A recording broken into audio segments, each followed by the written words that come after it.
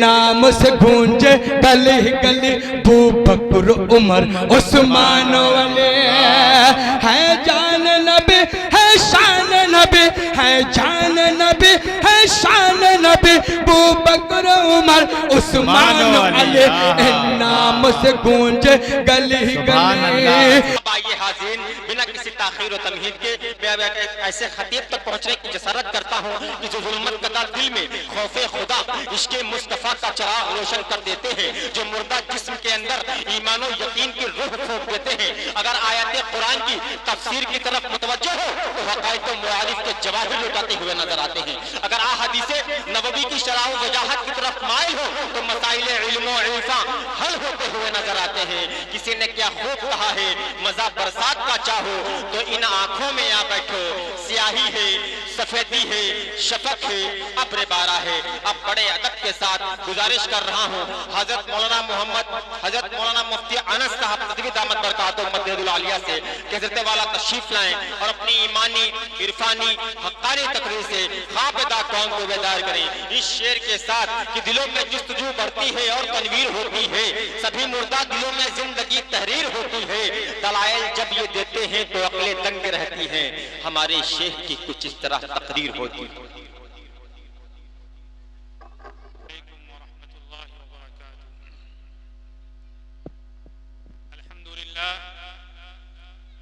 الحمدللہ رب العالمین والصلاة والسلام على سید المرسلین وعلى آلہ وأصحابہ وأزواجہ وذریاتہ وأہل بیتہ اجمعین. اما بعد فاعوذ باللہ من الشیطان الرجیم. بسم اللہ الرحمن الرحیم. وَإِذْ قَالَ رَبُّكَ لِلْمَلَائِكَةِ إِنِّي جَاعِلٌ فِي الْأَرْضِ خَلِيفَةً قَالُوا أَتَجْعَلُ فِيهَا مَنْ يُفْسِدُ فِيهَا وَيَسْفِكُ الدِّمَاءَ وَنَحْنُ نُسَبِّحُ بِحَمْدِكَ وَنُقَدِّسُ لَكَ قَالَ إِنِّي أَعْلَمُ مَا لَا تَعْلَمُونَ. صدق اللہ العلی العظیم.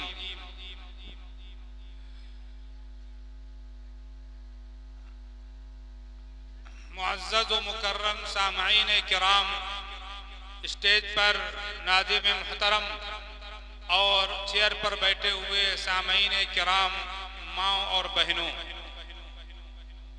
سب سے پہلے تو میں یہ عرض کروں گا کہ اگر میری آواز ان تک پہنچ رہی ہے، جو سڑک پر کے کنارے یا ٹھیلوں پر کھڑے ہوئے ہیں، براہ مہربانی پنڈال میں تشریف لے آئیں.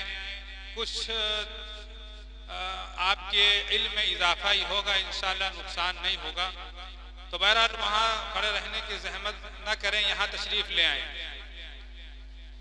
میرے عزیز ساتھیوں، بڑی خوشی کا مقام ہے کہ آج سرزمین کیدارپور میں ایک جلسے کا انعقاد ہو رہا ہے اور میری تقریر کے بعد انشاءاللہ نعتیہ مشاعرہ بھی ہوگا اور تقریباً شعراء کرام تشریف بھی لا چکے ہیں. آپ ان حضرات کو بھی سنیں گے اور نعت نبی کا جو کیا کہتے ہیں اس کو، نعت نبی میں آپ مدہوش ہوتے چلے جائیں گے. لیکن میرے عزیز ساتھیوں، ایک بات میں عرض کر دوں کہ اتنا مدہوش مت ہوئیے گا کہ آپ کی آنکھ لگے تو صبح 9-10 بجے کھلے، تو پھر یہ جلسہ اور جلوس کا کوئی فائدہ نہیں رہے گا. کیونکہ جلسہ ہم سنیں اور آقا مدنی صلی اللہ علیہ وسلم کے اشعار سنیں اور پھر ہم پوری رات اس طرح گزار دیں اور آخر پہر میں اس طرح سوئیں کہ 9-10 بجے سو کر اٹھے، فجر بھی گول ہو جائے، تو میرے عزیز ساتھیوں، خدا کی قسم اس جلسے کی تقریر سننا اور نعت نبی سننا جائز نہیں ہے. کیونکہ اگر نماز چھوٹ رہی ہے تو پھر اشعار اور تقریر کا کوئی ویلو نہیں ہے. اسی لیے کوشش یہ کیجئے کہ ہم یہاں چاہے وہ تقریر سنیں اور اس کے بعد اشعار سنیں اور اس پر داد دیں. یہ بہرحال داد دینا بھی ایک سنت ہے، لیکن جو چیز فرض ہے وہ فرض ہے، جو چیز سنت ہے وہ سنت ہے. تو اس کا خاص خیال ضرور رکھ لیے گا تاکہ آپ کا یہاں بیٹھنا اور آپ کا یہاں سننا بھی ایک عمل کی نیت سے انشاءاللہ ثواب آپ کو ملے گا. میرے عزیز ساتھیوں، ہم سب انسان ہیں اور اللہ رب العزت نے اس دھرتی پر اس انسان کو پیدا کرنا چاہا تو فرشتوں سے ایک بات کہی ہے، اور وہ بات یہ کہی کہ اے فرشتوں، میں ایک انسان بنانا چاہتا ہوں، ایک خلیفہ بنانا چاہتا ہوں، اپنا خلیفہ۔ تو فرشتوں نے یہ بات کہی تھی کہ آپ مت بنائیے، کیونکہ وہ زمین میں فساد پھیلائے گا، خوریزی کرے گا، جھگڑے کرے گا۔ تو اللہ رب العزت نے فرشتوں سے کہا تھا قال انی اعلم ما لا تعلمون، کہ جو میں جانتا ہوں وہ تم لوگ نہیں جانتے۔ تو میرے عزیز ساتھیوں، اللہ رب العزت نے جو انسانوں کا جو سلسلہ اللہ رب العزت نے جو شروع کیا، اس کا آغاز سیدنا آدم علیہ السلام سے کیا، اور حضرت آدم علیہ السلام کو جب پیدا فرمایا، مختلف جگہوں کی مٹی کو لے کر جب پیدا کیا تو اور ساری چیزیں ان کو سکھائیں، تو سارے فرشتوں سے کہا کہ تم اس انسان کا یعنی آدم کا سجدہ کرو۔ ظاہر وہ سجدہ عبادت کا سجدہ نہیں تھا، وہ عبادت کا سجدہ تو حرام ہے، عبادت کا تو سجدہ صرف اللہ کے لیے ہوتا ہے، جو ایک ہے، جو مالک ہے، جو خالق ہے، جو رازق ہے۔ یہاں جو سجدہ ہو رہا تھا وہ یہ بتانے کے لیے تھا، فرشتوں سے جو کہا گیا کہ آدم کا سجدہ کرو، یا یہ بتانے کے لیے کہ انسان کا مقام، انسان کا مرتبہ، انسان کی ویلو فرشتوں سے بھی بڑی ہوئی۔ ایسا نہیں ہے کہ فرشتوں کا مقام بڑا ہوا ہے، ہرگز نہیں، بلکہ انسان کا مقام و مرتبہ بڑا ہوا ہے۔ یہ بتلانے کے لیے فرشتوں کو یہ حکم دیا کہ اے فرشتوں، اس انسان کا آدم کا سجدہ کرو۔ پتہ یہ چلا جس کا سجدہ کیا جاتا ہے وہ بڑا ہوتا ہے، جو سجدہ کرتا ہے وہ چھوٹا ہوتا ہے۔ تو میرے عزیز ساتھیوں، اس کے ذریعے اللہ رب العزت نے یہ بتا دیا، اے انسان، اگر انسان اللہ کے احکام کو مد نظر رکھتے ہوئے اپنی زندگی گزارے گا، اپنے شب و روز گزارے گا، تو اس کا مقام و مرتبہ ان فرشتوں سے بھی مقام اعلیٰ ہے، ان فرشتوں سے بھی بڑا ہوا ہے جو ہر وقت تسبیح میں لگے رہتے ہیں۔ کیوں ایسا کیوں ہے؟ کیوں فرشتوں کا مقام بڑا ہوا ہے؟ کیوں ہے؟ اس کی وجہ یہ ہے کہ میرے عزیز ساتھیوں، اس کی وجہ یہ ہے کہ فرشتوں کو جو بنایا گیا ان کے اندر روحانیت صرف اور روحانیت ہے۔ وَيَفْعَلُونَ مَا يُؤْمَرُونَ، ان کو اس طرح بنایا گیا ہے کہ ان سے کوئی گناہ نہیں ہو سکتا، ان سے کوئی غلطی نہیں ہو سکتی، ان کے اندر غلطی کرنے کا مادہ نہیں ہے۔ جب ان کے اندر غلطی کرنے کا مادہ نہیں ہے تو غلطی ہو نہیں سکتی ہے، لہذا ان کے بارے میں فرمایا گیا وَيَفْعَلُونَ مَا يُؤْمَرُونَ، ان کو صرف اور صرف اطاعت کے لیے، سجدہ کے لیے، تسبیحات کے لیے پیدا کیا گیا ہے، اور وہ اس کام میں لگے ہوئے کبھی بھی ایک سیکنڈ کے لیے بھی وہ نافرمانی نہیں کرتے ہیں۔ لیکن میرے عزیز ساتھیوں یاد رکھیے، فرشتے چاہ کر بھی گناہ نہیں کر سکتے۔ جس طرح ایک آم کا درخت ہے، آپ اس میں سوچے کہ اس میں کٹہل آنا شروع ہو جائے تو نہیں ہو سکتا، کیونکہ جو پیڑ کٹہل کا ہے اس میں آم نہیں آ سکتا، جو آم کا ہے اس میں کٹہل نہیں آ سکتا۔ اس لیے فرشتوں کے اندر جو مادہ ہے وہ برائی کا مادہ ہے ہی نہیں۔ جب برائی کا مادہ نہیں ہے تو نتیجہ یہ ہوا کہ ان سے غلطی نہیں ہو سکتی، لیکن جب ان سے غلطی نہیں ہو سکتی تو یہ کیسے ہو گیا کہ فرشتوں کا مقام بڑا ہو گیا، جبکہ انسان جس سے غلطی بھی ہو سکتی ہے، جس سے گناہ بھی ہو سکتا ہے، جس سے خطا بھی ہو سکتی ہے، اس کا مقام فرشتوں سے کیوں بڑا ہو گیا؟ وہ فرشتے جن سے غلطی نہیں ہو سکتی ان کا مقام کیوں کم ہو گیا؟ آؤ میں آپ کو بتاتا ہوں۔ عزیزوں، دوستوں، ایک بات یاد رکھیے، ایک شخص ہے، ایک نوجوان ہے، وہ آنکھوں سے معذور ہے، اس کو دکھائی نہیں دے رہا ہے، اس کو کچھ نہیں دکھائی دیتا، وہ نابینا ہے، لیکن وہ یہ بات اگر کہے کہ میں غلط چیز نہیں دیکھتا ہوں، میں پکچر نہیں دیکھتا ہوں، میں नाच और गाने नहीं देखता हूँ। एक शख्स है जो कान से माजूर है और वो ये बात कहे कि मैं गाने नहीं सुनता हूँ। एक शख्स है जो बोल नहीं सकता, वो इशारों से कहे कि मैं गाली नहीं देता हूँ। अगर कोई शख्स पैरों से माजूर है और वो ये कहे कि मैं गलत चीजों की तरफ नहीं जाता हूँ, अगर किसी के पास हाथ नहीं है और ये कहे कि मैं नाहक किसी को नहीं मारता हूँ, मेरे अजीज साथियों, वो गलत चीज देख नहीं पा रहा है, सुन नहीं पा रहा है, पकड़ नहीं पा रहा है, जा नहीं सकता, तो ये उसका कमाल नहीं है। क्यों कमाल नहीं है? क्योंकि उसके पास निगाह नहीं है तो देखेगा कैसे, उसके पास समाज नहीं है वो सुनेगा कैसे, उसके पास पैर नहीं है वो जाएगा कैसे, उसके पास हाथ नहीं है वो किसी पर नाहक जुल्म करेगा तो कैसे। मेरे अजीज साथियों, ये कमाल की बात नहीं है। वो अलग बात है कि वो नहीं कर रहा है तो अच्छी बात है, लेकिन ये कमाल की बात नहीं है। लेकिन एक इंसान है, अल्लाह रब्बुल इज्जत ने उसे आंख दी है, दिल चाहता है कि आज पिक्चर देख लूं, दिल चाहता है कि डांस देख लूं, दिल चाहता है कि नाच गाना देख लूं, लेकिन वो अपने ऊपर कंट्रोल किए हुए है, उसके पैर है, दिल चाहता है कि फला जगह पर आज पिक्चर लगी हुई है, हम चले जाएं, लेकिन अपने आप को वो कंट्रोल में किए हुए है। दिल चाहता है कि फला बेहूदगी की जगह पर हम जाएं, लेकिन दिल नहीं मानता, दिल रोक रहा है। हाथ से दिल चाहता है कि गुनाह करे, लेकिन दिल नहीं चाहता। अल्लाह का खौफ दिल में बैठा हुआ है। जबान से हम चाहें तो सामने वाले को गुस्से की हालत में गाली दे सकते हैं, लान तान कर सकते हैं, मजम्मत कर सकते हैं। अल्लाह का खौफ है, गाली नहीं दे रहे हैं, बुरा भला नहीं कह रहे हैं। कान है, गलत चीज सुन सकते हैं, पूरी कुव्वत के साथ सुन सकते हैं। अल्लाह का खौफ है, नहीं सुन रहे हैं। आंख है, गलत चीज देख सकते हैं, नहीं देख रहे हैं। मेरे अजीज साथियों, कुदरत के बावजूद, ताकत के बावजूद, असबाब के बावजूद, ये चाह कर भी अल्लाह के डर की वजह से, अल्लाह के खौफ की वजह से ये गलत चीज नहीं देख रहा है, नहीं सुन रहा है, नहीं पकड़ रहा है, तो ये कमाल की चीज है। वो कमाल की चीज नहीं, वो तो नाबीना था, वो तो बहरा था, वो बोल नहीं सकता था, वो देख नहीं सकता था। वो अगर गुनाह नहीं कर रहा है तो कमाल की चीज नहीं है। ये इंसान के पास कुदरत भी है, वसाइल भी हैं, फिर भी अल्लाह का खौफ है, तब भी ये रुका हुआ है। तो ये इंसान का कमाल होना है, ये उसकी तारीफ की जाएगी। इसका रुकना, वहां वो नाबीना शख्स अगर कह रहा है कि मैं देख नहीं सकता, उस पर कहने पर उसको सवाब नहीं मिलेगा, लेकिन इसके पास आंख है और कुदरत के बावजूद, ताकत के बावजूद गलत चीज नहीं देख रहा है, तो यहाँ उसको सवाब मिलेगा।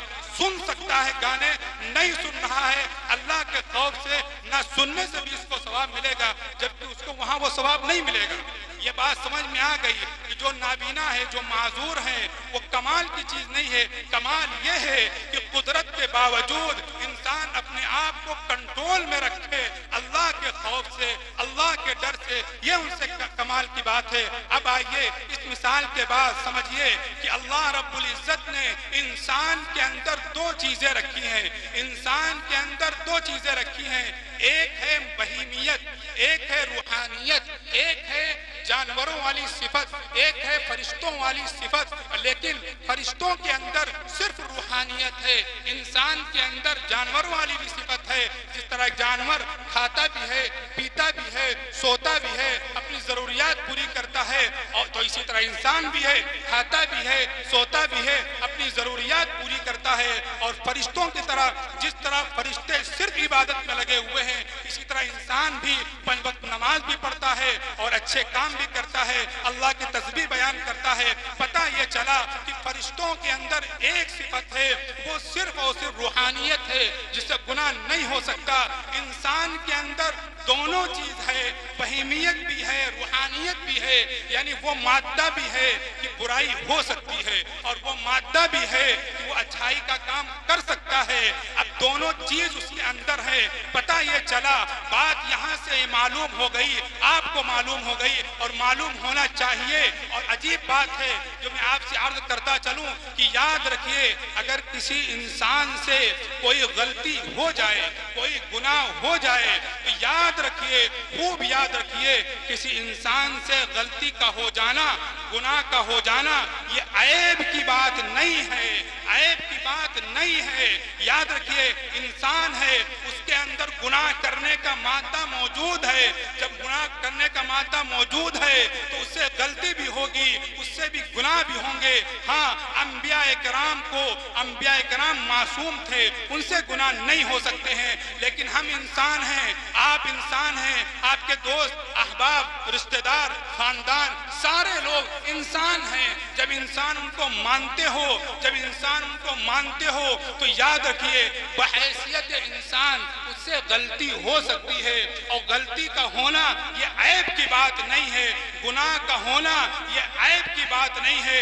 इंसान है, गलती होगी, लेकिन गलती पर गलती करना, उस पर मुसिर हो जाना, उस पर ढिठाई के साथ जमे रहना, तौबा ना करना, अल्लाह की तरफ रुजू ना करना, अल्लाह के सामने रोना गिड़गिड़ाने से गुरेज करना, ये ऐब की बात है। इंसान से गुनाह हो जाए, ये ऐब की बात नहीं है। उस गुनाह पर डटे रहना ढिठाई के साथ, ये ऐब की बात है। इसलिए खूब याद रखिए, बहुत से लोग शिकायत करते हैं कि मौला हमसे गुनाह हो जाता है। तो भाई, आपके अंदर वो मादा है गुनाह करने का, अगर वो मादा निकाल दिया जाए तब तो आप फरिश्ते हो जाएंगे। फिर आपको इस दुनिया में आने की कोई जरूरत नहीं है। इस दुनिया में भेजा ही गया है, आपको आपके अंदर दोनों मादे रख दिए गए हैं, बुराई करने का भी और अच्छाई करने का भी।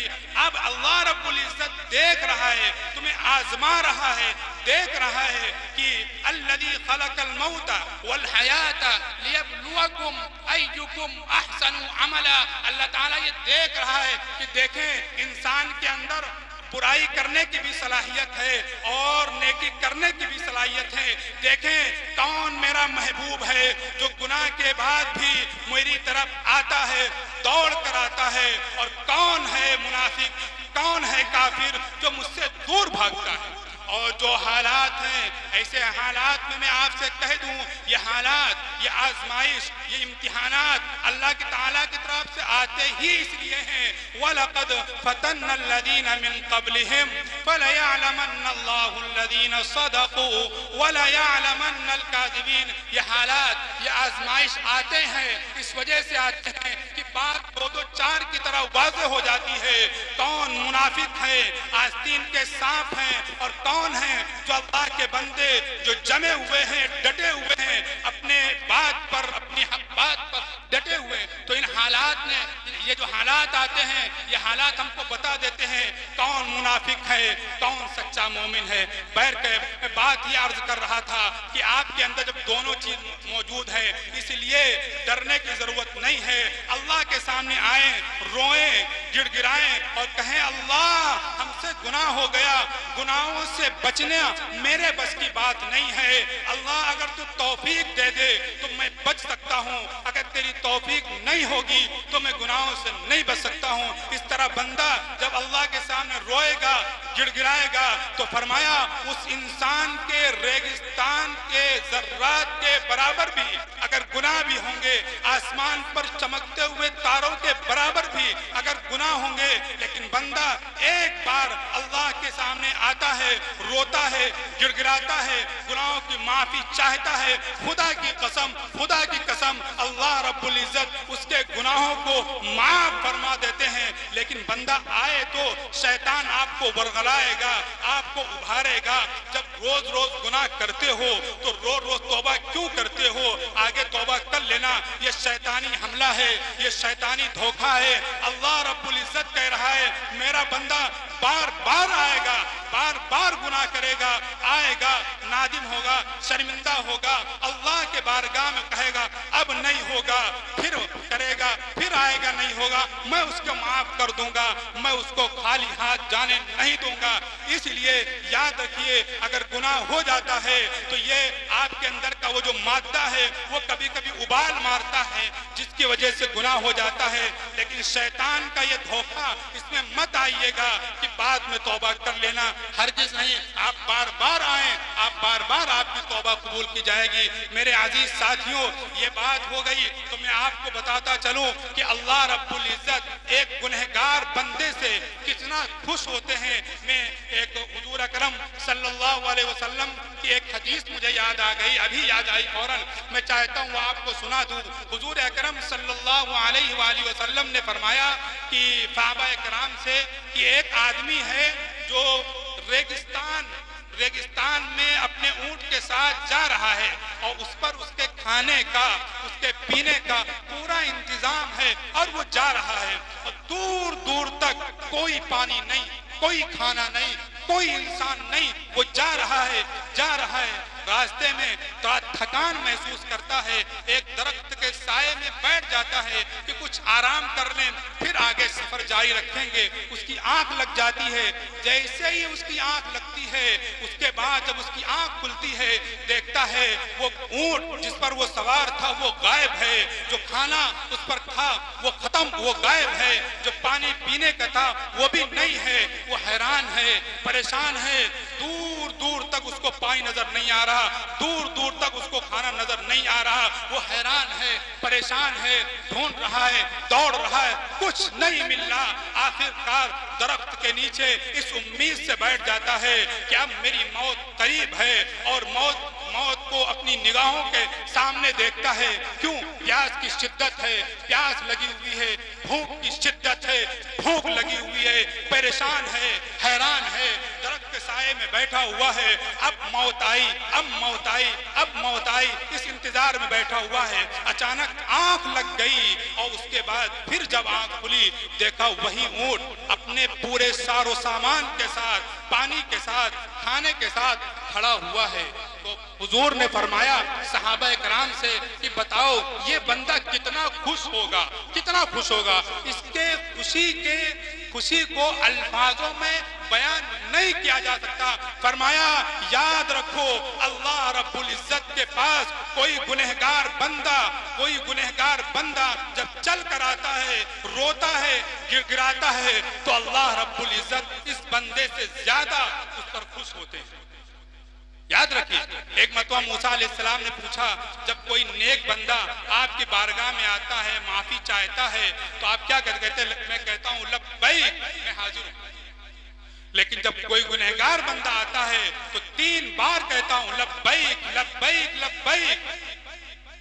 तो मूसा अलैहिस्सलाम ने कहा वो तेरा नेक बंदा है, वो आता है तो 1 बार लब्बैक, और वो गुनहगार बंदा है तो 3 बार लब्बैक। बात समझ में नहीं आई। फरमाया वो नेक बंदा मेरी बारगाह में आया है, अल्लाह की बारगाह में आया है और मेरी रहमत पर उसकी निगाह जरूर है, लेकिन थोड़ी बहुत उसकी निगाह अपने नेक आमाल पर भी है, तो उस नेक आमाल की वजह से हमारी तौबा कबूल होगी। ये गुनहगार बंदा जो मेरे पास आया है इसके पास कोई अमल नहीं है, सिर्फ अल्लाह की रहमत पर इसकी निगाह है, लिहाजा मेरी पूरी निगाह मेरी रहमत पर है, इसलिए मैं इसको 3 मरतबा लब्बैक कहता हूँ। मेरे अजीज साथियों, अल्लाह रब्बुल इज्जत कितना खुश होते हैं। एक वाकया याद आ गया, बड़ा दिलसूज वाकया है नौजवानों के लिए। यहाँ जो नौजवान खड़े हैं, बैठे हैं, उनके लिए जरूर खुसूसन ये वाकया उनके लिए मैं सुना रहा हूँ। कई बार सुना चुका हूँ, आज भी गुनाहों की बात आई,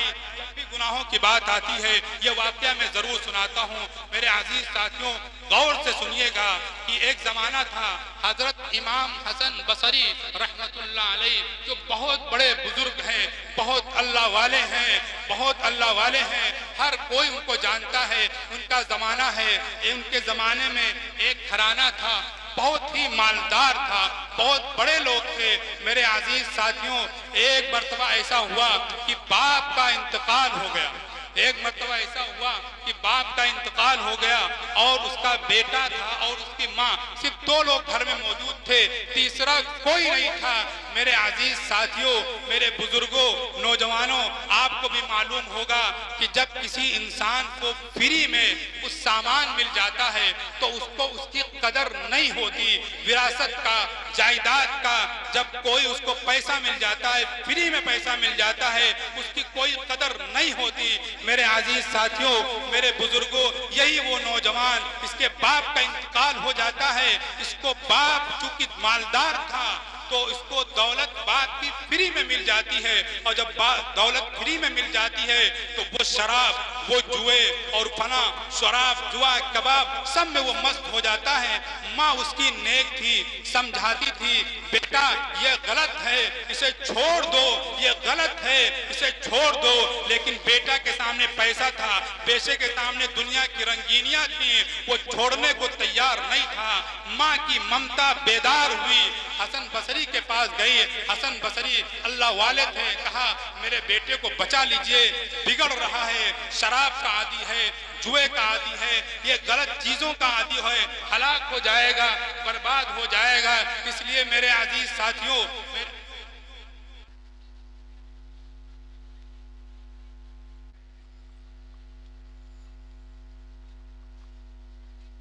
لیکن ماں کی ممتا حسن بصری کے پاس آتی ہے، اس کو سمجھا لیجئے، لیکن بیٹا ماننے کے لیے تیار نہیں ہے. لیکن یہ بات یاد رکھیے، جب کوئی غلط چیزوں میں پڑتا ہے، گناہوں میں پڑتا ہے، غلط چیزوں کی لت لگ جاتی ہے، شراب کی، جوع کی، غلط چیزوں کی لت لگ جاتی ہے، تو پھر اس کو ایسی خطرناک بیماری لگ جاتی ہے، ایسی خطرناک بیماری لگ جاتی ہے، پھر اس کا کوئی علاج نہیں ہوتا، پھر وہ سیدھا قبر میں جاتا ہے. لیکن اس کو تو فری میں دولت ملی تھی، یہ نوجوان اسی میں مست رہا. آخر کار وہ وقت آ گیا جب اس کو بیماریوں نے جکڑ لیا اور یہ بستر پر لیٹ گیا. اب جب یہ بستر پر لیٹ گیا، قریب ہے کہ موت آ جائے گی. اب اپنی ماں کو بلاتا ہے، ماں میں نے بہت غلط کیا ہے، میں نے تیری بات نہیں مانی، میں اللہ کے ولی حسن بصری کے پاس نہیں گیا. میرے ماں اب میں بیمار ہوں، میں چاہتا ہوں کہ اللہ سے توبہ کر لوں، لیکن ماں مجھے توبہ کرنا نہیں آتا. میں چاہ رہا ہوں کہ اللہ سے توبہ کر لوں، چاہ رہا ہوں اپنے گناہوں کو معاف کرا لوں. ماں میں نے زندگی بھر فری میں جو پیسے ملے، جو جائیداد ملی، اس میں اتنا مست تھا کہ مجھے خیال نہیں ہوا میں یہاں تک پہنچ گیا. ماں مجھے توبہ کرنے کا سلیقہ نہیں معلوم، طریقہ نہیں معلوم. ماں جاؤ حسن بصری جو اللہ والے ہیں، اللہ کے ولی ہیں، ان کو بلا لائیے، وہ آئیں اور مجھے میری توبہ کرا دیں تاکہ میں دنیا سے جاؤں تو کم از کم اپنے گناہوں کو معاف بھی کرا کر کے جاؤں. حسن بصری کے پاس ماں دوڑتی ہوئی آتی ہیں. حسن بصری اس وقت مشغول ہوتے ہیں، ہزاروں کا مجمع ہوتا ہے، وہاں درس دے رہے ہوتے ہیں. تو ماں واپس چلی آتی ہے اور بیٹے سے کہتی ہے، بلا رہے تھے تب تو گیا،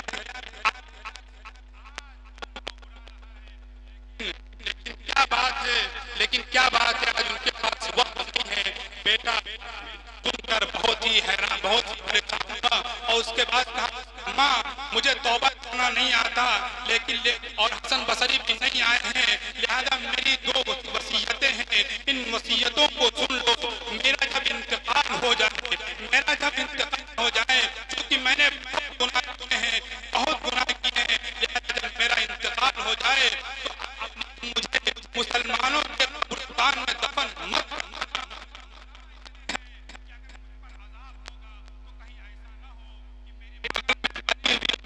اس کو بھی تکلیف کا وصیت یہ ہے، ماں جب میرا انتقال ہو جائے تو اپنے دوپٹے سے اپنے پھندا گلے میں ڈالنا اور گھسیٹتے ہوئے بازار میں لے جانا تاکہ میرے جو ساتھی اور نوجوان ہیں وہ دیکھیں اور اس سے عبرت حاصل کریں. یہ کہتے ہوئے آسمان کی طرف نگاہ اٹھائی اور صرف درد بھرے الفاظ میں آسمان کے ساتھ آنسو کے آسلاب کی طرف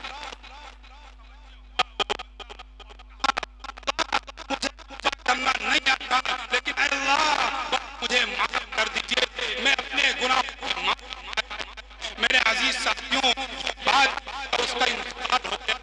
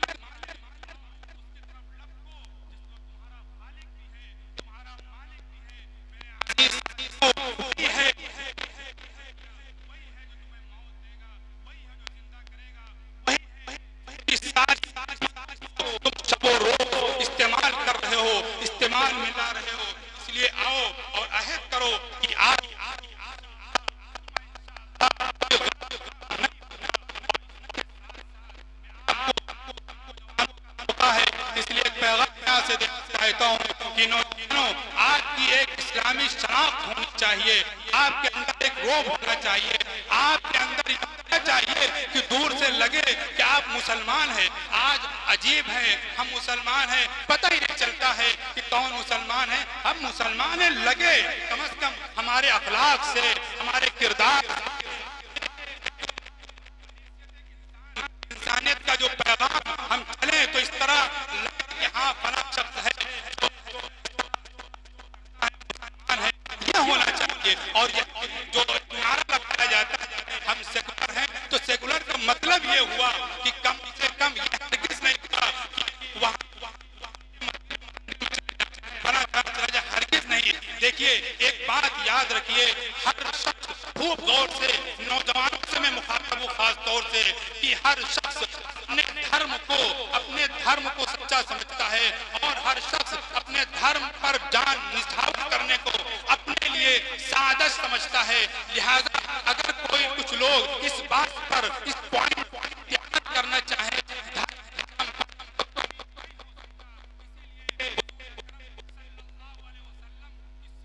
ہمارے سامنے ہے،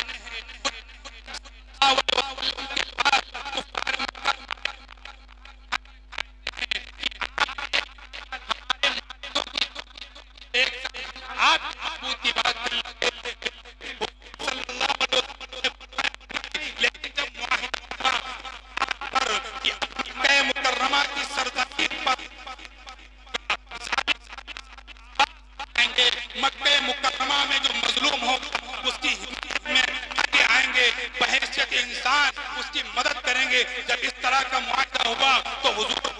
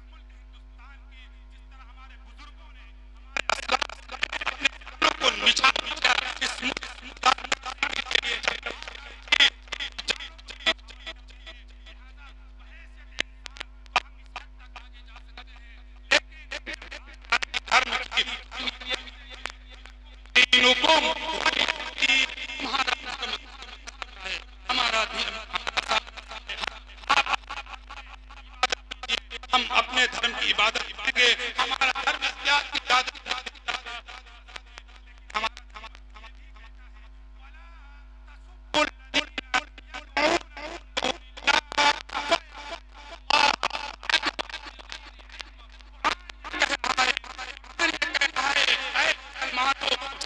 میں بھی رہو، یاد رکھو برادر وطن اگر موجود ہیں وہ جن کی عبادت کرتے ہیں، ان کی پوجا کرتے ہیں، ان کو برا بھلا کہو گے برا ہوگا، برباد ہوں گے، اور کبھی اللہ تمہارا خالق، تمہارا ان اللہ لا يحب المفسدین، تمہارا خالق، تمہارا مالک اللہ۔ اسی وجہ سے قرآن کریم میں من قتل نفسا بغیر نفس او فساد فی الارض کانما قتل الناس جميعا ومن احیاها کانما احیا الناس جميعا۔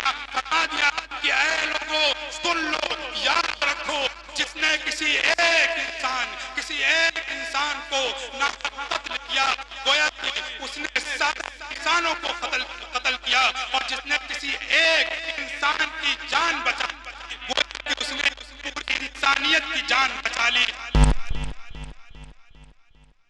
ہمیں پیغام دے رہا ہے قرآن، ہمیں پیغام انسانیت کے نام پر دعوت اس حد تک دے رہا ہے کہ ہم ایک دوسروں کے ساتھ مل جل کر رہیں، لیکن دھرم کے معاملے میں مذہب کی بات آئے تو ہم کہہ دیں مذہب کے نام پر ہم کسی بھی طرح کا کمپرومائز سمجھوتا نہیں کریں گے۔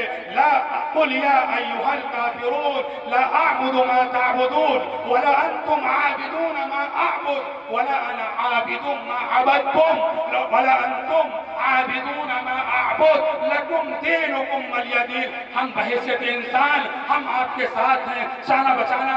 آپ جن کو گرو مانتے ہیں، جن کو بڑا مانتے ہیں، جن کی تاریخ ہزاروں سالوں سے ہے، میرے عزیز ساتھیوں میں آپ کو بتاتا چلوں، بات یاد آ گئی تو بتا دوں، ممکن ہے ہمارے گھر میں تقریباً 1.25 لاکھ انبیاء کرام تشریف لائے ہیں، لیکن چند ہی نام قرآن و حدیث میں ملتے ہیں، باقی نام نہیں ملتے۔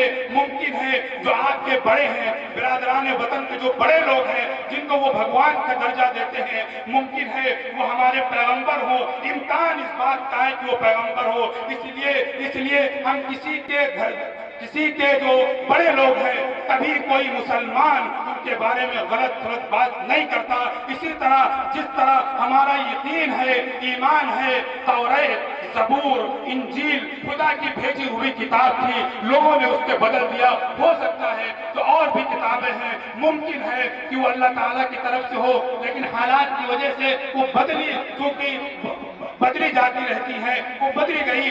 لیکن اس پر بھی کبھی بھی کوئی بھی مسلمان کسی کی دھرم کی چیزوں پر کوئی بھی کبھی بھی انگلی نہیں اٹھاتا، کیونکہ قرآن اسے منع کرتا ہے۔ جو قرآن کی بات نہیں مانتا، وہ قرآن کے خلاف جو کرتا ہے وہ مسلمان نہیں ہے۔ اس لیے نوجوانوں خوب یاد رکھیے، ہمیں انسانیت کے نام پر آگے بڑھنا ہے، سب کی مدد کرنا ہے، لیکن اپنی ایک شناخت بنانی ہے، اپنی ایک پہچان بنانی ہے۔ ہمیں لگے ہمارے اسٹیٹس سے، ہمارے اخلاق سے، ہمارے کردار سے یہ لگے کہ آپ جناب محمد رسول اللہ صلی اللہ علیہ وسلم کے غلام ہیں، ہم وہ نہیں ہیں۔ ہم غلامی کا ثبوت اس طرح پیش نہ کریں کہ پٹی لگا لیں، جھنڈا لے لیں، تبھی لوگ ہم کو غلامان مصطفیٰ سمجھے۔ ہرگز نہیں، ہم وہ ہیں کہ ہم جب بولیں، ہم جب چلیں، ہم جب بات کریں، ہم جب کسی سے ملیں، جب کسی کی مدد کریں تو سامنے والے کو یہ نظر آ جائے، ہاں یہ غلامان مصطفیٰ ہیں، ہاں یہ جناب محمد الرسول اللہ صلی اللہ علیہ وسلم کے غلام ہیں۔ اس لیے میرے عزیز ساتھیوں اس کا بھی خیال رکھیے۔ اور آخری چیز یہ ہے کہ نوجوانوں، میں ہر جلسے میں یہ بات کہتا ہوں کہ نوجوانوں، آپ کے پاس قرآن ہے، آپ کے پاس حدیث ہے، آپ اپنے بچوں کو جو بھی تعلیم دینا چاہیں آپ تعلیم دلوائیے، لیکن یہاں ایک پیغام دے کر جا رہا ہوں۔ آپ اپنے بچہ آپ کے گھر میں پیدا ہو، جب بچہ آپ کے گھر میں پیدا ہو، اس کے پہلا بول جو ہو وہ کلمہ لا الہ الا اللہ محمد رسول اللہ ہونا چاہیے۔ اس کا جو بول ہو وہ الف با سے شروع ہونا چاہیے، اس کا جو بول ہو وہ اب تب سب سے شروع ہونا چاہیے۔ وہ جب بڑا ہو وہ دیکھے اپنے گھروں میں اپنے بھائیوں کو، اپنے باپ کو، اپنے بھائیوں کو، اپنی ماں کو، وہ دیکھے کہ ہم ایک اسلامک ماحول میں ہیں، اور اس کا آغاز قرآن اور قرآن پاک سے کرنا چاہیے، اور اس کی پڑھائی کا آغاز جناب محمد الرسول اللہ صلی اللہ علیہ وسلم کی سیرت سے کرنا چاہیے۔ اس بچے کا آغاز، تعلیمی آغاز اس کی نماز میں پڑھی جانے والی سورتوں سے کرنا چاہیے، اور الحمدللہ ثم الحمدللہ اس طرح کی جو ذمہ داری ہے آپ کے قصبے کے بہت ہی مقبول اور مشہور قاری صاحب اس کو انجام دے رہے ہیں، قاری شکیل صاحب اس کو انجام دے رہے ہیں۔ میں نے اس سے بھی پہلے کہا تھا کہ اس میں جڑیے، اور آپ یہ طے کر لیجئے جب تک بچہ دین کی بیسک نالج، دین کی بنیادی معلومات سیکھ نہیں لے گا تب تک ہم اس کو آگے کی تعلیم نہیں دلوائیں گے۔ جب بچہ آپ دین کی بنیادی باتیں سیکھ لیں تو پھر آگے اس کو ڈاکٹر بنائیے، انجینئر بنائیے، کچھ بھی بنائیے، اسلام بھی کوئی منع نہیں کرتا، لیکن بیسک چیز صحیح ہونی چاہیے۔ اور نوجوانوں سے کہتا ہوں، نوجوانوں بہت ہو گیا، کہاں چلے گئے؟ فَأَيْنَ تَذْهَبُونَ؟ کہاں جا رہے ہو؟ لوٹ آؤ اور اپنے اماموں سے، اپنے علماء سے ملو اور ان سے وقت لو، ہفتے میں، مہینے میں ان سے چھیڑ کر اپنے مسائل سیکھو، قرآن کی باتیں سیکھو، دین کی باتیں سیکھو، تاکہ آپ کے اندر دینی بیداری پیدا ہو۔ یاد رکھو، آپ کے جو والدین تھے، آپ کے جو دادا تھے، آپ کے جو پردادا والدہ تھے ان کو دین معلوم تھا، ان کو قرآن معلوم تھا، لہذا اس وجہ سے آج آپ کو 5-6 صورتیں یاد ہیں۔ آپ کے دادا کو، آپ کے پردادا کو پورا اما پارا یاد ہوتا تھا، سورہ یاسین یاد ہوتی تھی، سورہ ملک یاد ہوتا تھا، تو آپ کو 5-6 صورتیں 10 صورتیں یاد ہیں۔ لیکن بتاؤ آپ کو 5-6 صورتیں یاد ہیں، کل جو آپ کی آنے والی نسل ہوگی اس کو کتنی صورتیں یاد ہوں گی، کتنی صورتیں یاد ہوں گی؟ اس لیے کوشش کیجئے کہ کچھ نہیں، ہمارا جو وقت گزر گیا، چھوٹے بچوں کی شروعات تو اب کرنی ہے ڈاکٹر شکیل صاحب، قاری شکیل صاحب کے یہاں سے، لیکن ہم اپنی فکر کریں گے، علماء سے ملیں گے اور وہاں جا کر ان سے ہم دین کو سیکھیں گے، ہفتے میں مہینے میں وقت لے کر، اور ہم یہ ثابت کریں گے اپنے اخلاق سے، اپنے کردار سے کہ ہم غلامان مصطفیٰ ہیں۔ اور آخری بات میری ماؤں بہنیں ہیں، ان سے بھی عرض کرنا چاہتا ہوں، میری ماؤں اور بہنوں، آپ اسلام کی وہ مقدس شہزادیاں ہیں، اللہ رب العزت نے آپ کو مقام دیا ہے، آپ کو مرتبہ دیا ہے، آپ کو اتنا قیمتی بنایا ہے۔ جو چیز قیمتی ہوتی ہے وہ قبر میں ہوتی ہے، جو چیز قیمتی نہیں ہوتی وہ باہر ہوتی ہے۔ آپ کو قبر میں رکھا گیا ہے، لیکن یہ ہرگز یہ کوئی بندش نہیں ہے، اسلام کی آپ شہزادیاں ہیں، اور یاد رکھیے اللہ رب العزت نے آپ کو بہت بڑا مقام دیا ہے، بہت بڑا مرتبہ دیا ہے۔ یہی وہ فضا تھی عرب کی، جب عرب میں لڑکیوں کو زندہ درگور کر دیا جاتا تھا اور عورتوں کو ایک سامان کی طرح سمجھا جاتا تھا، حضور اکرم صلی اللہ علیہ وسلم اس دنیا میں تشریف لائے اور کہا جس نے عورتوں کی تعلیم کا بندوبست کیا، اس کی تربیت کی، تعلیم پر توجہ دی، اچھی تربیت کی، وہ کل قیامت کے دن میرے ساتھ اس طرح ہوگا جس طرح یہ انگلیاں ہیں، یعنی وہ اتنا قریب ہوگا۔ حضور اکرم صلی اللہ علیہ وسلم نے ماؤں کے مقام و مرتبے کو اجاگر کیا اور کہا الجنت تحت اقدام امہات، کہ ماؤں کے قدموں کے نیچے جنت ہے۔ میرے عزیز ساتھیوں، یہ کوئی موضوع نہیں ہے، اس پر کبھی موقع ملے گا تو انشاءاللہ عورتوں کے حقوق کے تعلق سے گفتگو کروں گا۔ مہمان بھی آ گئے، اس لیے اپنی بات کو 5 منٹ میں سمیٹتے ہوئے ایک پیغام اپنی ماں اور بہنوں سے دے کر جا رہا ہوں کہ دیکھیے آپ جناب محمد الرسول اللہ صلی اللہ علیہ وسلم کی امت میں ہیں، آپ کی جو آئیڈیل جو نمونہ ہے وہ حضرت اماں عائشہ صدیقہ رضی اللہ تعالی عنہ ہے، آپ کے سامنے جو نمونہ ہے وہ فاطمہ الزہرا رضی اللہ تعالی عنہ کا ہے۔ ضرورت اس بات کی ہے کہ آپ اپنے گھروں میں اہل بیت جناب محمد الرسول اللہ صلی اللہ علیہ وسلم کی بیویوں کی سیرت کو اور جناب محمد الرسول اللہ صلی اللہ علیہ وسلم کی بیٹیوں کی سیرت کو پڑھیں، اور پڑھنے کے بعد اپنے آپ کے اندر محسوس کریں کہ ہم کس میدان میں ہیں۔ حضور تو یہ فرما رہے ہیں کہ جہنم میں وہ عورتیں ضرور جائیں گی جو مائلات ممیلات لا يدخلن الجنہ، وہی فرمایا کہ جو عورتیں بن سمن کر باہر نکلتی ہیں اور یہ چاہتی ہیں کہ ہمارے اور سے ہمارے مٹکنے سے اور ہم اس طرح کی ادائیں کریں تاکہ دوسرے لوگ میری طرف مائل ہوں، یا کم سے کم اس طرح ہم چلیں کہ ہم لگے کہ لوگ ہم کو دیکھنا چاہ رہے ہیں۔ اگر اس طرح کی حرکتوں سے اگر ایک عورت چل رہی ہے تو یاد رکھیے حضور اکرم صلی اللہ علیہ وسلم نے فرمایا وہ عورت جنت میں نہیں جا سکتی۔ ہاں، کون عورت ہے جو جنت میں جائے گی؟ فرمایا اذا صلت خمسہا، جب وہ 5 وقت کی نماز پڑھتی ہو، وصامت شہرہا، رمضان کے روزے رکھتی ہو، وحفظت فرجہا، اور اپنی شرمگاہوں کی حفاظت کرتی ہو۔ حفاظت اسی صورت میں ہوگی جب ہم باہر نکلیں تو پورے پردے کے ساتھ نکلیں۔ آپ مقدس ہیں، میں بھائیوں سے کہنا چاہتا ہوں، ان کے والدین سے کہنا چاہتا ہوں، آپ کی بیٹی انتہائی نیک ہو سکتی ہے، انتہائی شریف ہو سکتی ہے، اللہ کی ولی ہو سکتی ہے، میں کسی پر کوئی الزام نہیں لگاتا، لیکن ذرا یاد رکھیے جب آپ کی بہن بن سور کر اور دوپٹے سر سے اتار کر جب چلتی ہے سڑکوں پر بازاروں میں، تو کیا آپ گارنٹی لے سکتے ہیں کہ بازاروں میں بیٹھے ہوئے چھوٹے قسم کے مرد حضرات ان کی نگاہیں غلط نہیں اٹھتی؟ آپ کیسے گوارا کر لیتے ہیں کہ آپ کی لگتے جگر دل کا ٹکڑا جب بازاروں میں بے برسر عام نکلتی ہے اور یہ نوجوان اس سے مزہ لیتے ہیں؟ آپ کی بیٹی نیک ہے، آپ کی بہن نیک ہے، لیکن کیا اس پر اٹھنے والی نگاہیں نیک ہو سکتی ہیں؟ میں تو ایسے نوجوانوں سے ایسے سرپرستوں کے بارے میں صرف اتنا کہنا چاہتا ہوں کہ آج کے ماحول میں جن کی بیٹیاں جن کی بہنیں شادی میں جاؤ، شادی حال میں جاؤ، میری حال میں جاؤ، ایسا لگتا ہے کہ قیامت نہیں آنی ہے، چند لڑکیاں ہوں گی جو فیشن نہیں کر رہی ہوں گی، ٹوٹل اسی میں ہیں۔ میں ان کے سرپرستوں سے کہنا چاہتا ہوں، ان کے بھائیوں سے کہنا چاہتا ہوں، میرے عزیز ساتھیوں، کیا آپ کی غیرت مر چکی ہے یا کم سے کم آپ حالات سے واقف نہیں ہیں؟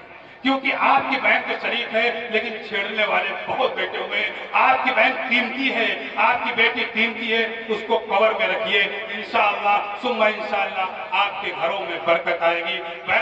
باتیں بہت ہو گئی ہیں، انشاءاللہ پھر موقع ملے گا، مشاعرہ بھی ہے اور آپ نے وعدہ بھی کیا فجر کی نماز پڑھنے کا، اس لیے اپنی بات کو یہیں پر ختم کرتا ہوں اور پھر یہ بات کہتا ہوں کہ نوجوانوں اپنے آپ کو علماء کرام سے جوڑو اور دینی بیداری اپنے اندر پیدا کرو اور یہ ٹھان لو کہ ہم کم سے کم 5 وقت نماز پڑھ کر یہ بتا دیں گے کہ چونکہ ہم غلامان مصطفیٰ ہیں اور حضور اکرم صلی اللہ علیہ وسلم نے فرمایا قرۃ عینی فی الصلاۃ کہ نماز میری آنکھوں کی ٹھنڈک ہے، ہم نماز چھوڑ کر اپنے حبیب جناب محمد رسول اللہ صلی اللہ علیہ وسلم کو تکلیف نہیں دے سکتے ہیں، یہ ٹھان لیجئے اور اسی سے ساتھ ساتھ اپنے گھر کے ماحول کو اسلامی ماحول میں رنگیے اور اپنی ماں اور بہنوں پر ذرا توجہ کیجئے اور آپ سے بھی درخواست ہے کہ آپ ذرا حالات کا جائزہ لے کر آپ بھی زندگی گزاریں۔ اللہ تعالی ہمیں کہنے اور سننے سے زیادہ عمل کی توفیق عطا فرمائے۔